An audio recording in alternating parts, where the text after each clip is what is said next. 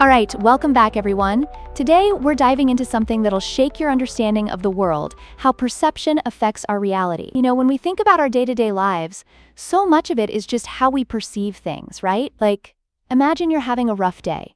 Maybe you spill coffee on your shirt, and suddenly everything feels worse. But what if instead, you saw it as an opportunity to grab a new shirt, or as a funny story to share later? It's all about reframing. Wow, that's so true. So, are you saying that it's all kind of like dot magic? Like, if you just think positively, it'll change everything? I mean, that's super wild to think about.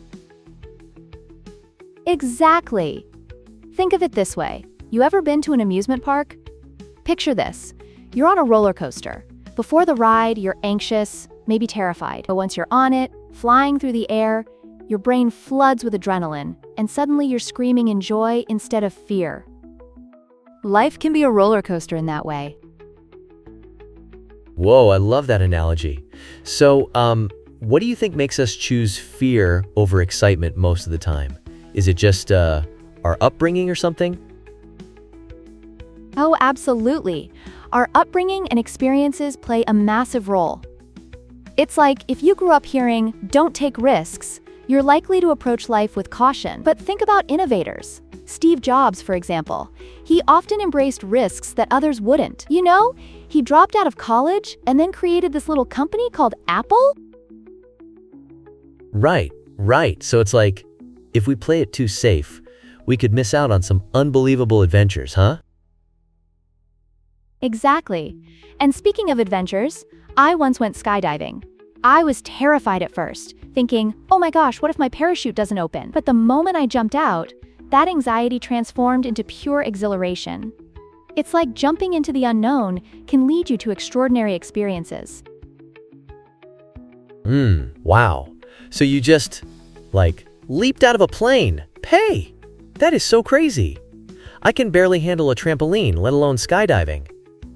So how do we get past that initial fear? Is there a secret formula or something?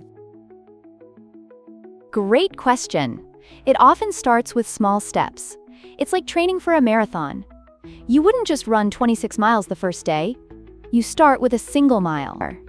For instance, maybe you try speaking in front of a few friends before taking the plunge into a bigger crowd. It's all about gradually expanding your comfort zone. Oh man, that makes sense. Baby steps. So could you share a moment where you took that leap and it really paid off?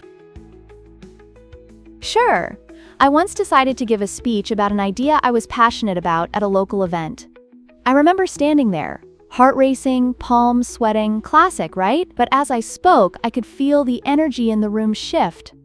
People were nodding and smiling. By the end, I received feedback that really validated my thoughts and sparked new connections. It was exhilarating. Wow, that's so inspiring. And what would you say to someone who feels too afraid to even start? I'd say, look, you're not alone. Everyone feels fear, it's natural. But I always push people to focus on what's on the other side of that fear. It could lead you to amazing opportunities you never imagined. Just take that first step, and remember, no one has it all figured out. Right, so it's like, if we just dive in, even if we're shaking in our boots, we might discover something awesome. It's almost like, treasure hunting. Exactly. Like uncovering gold, but you have to dig through some dirt first. It's all about embracing the journey. Wow, I can't wait to dig into my own adventures with a new perspective. And that's the spirit. Remember, it's not just about the destination, but the experiences along the way. You'll find that life has so much to offer if you open your eyes and mind.